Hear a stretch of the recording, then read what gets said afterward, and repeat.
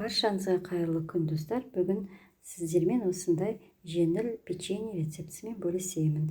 Видеоның соңына дейін қарап, лайк басып, комментарий жазуды ұмытпаңыздар. Менің каналыма тіркеліп кетіңіздер.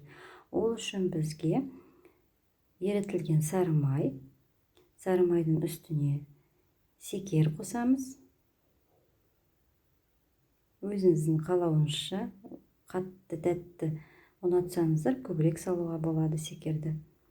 Осылай шекер мен майды былғаймыз араластырып.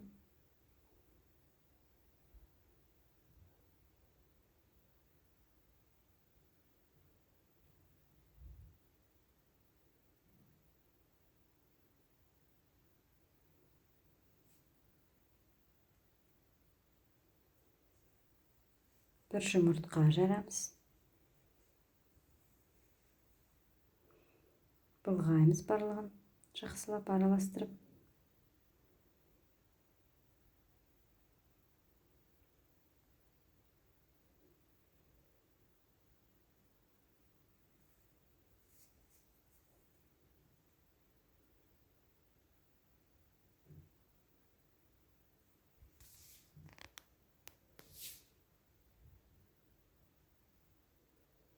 Аздап шым тұз қосамыз.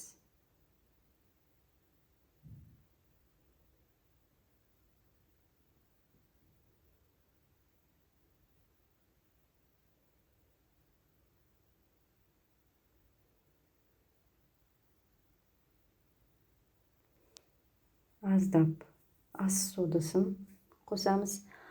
Ас содасының орнына разрыхлитель қосуға болады.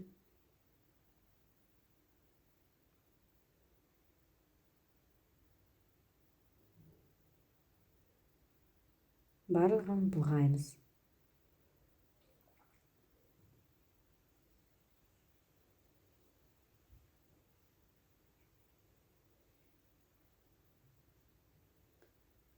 Ең соңында ұн салып, барлығын былғап, жұмсақ қамыр жасаймыз.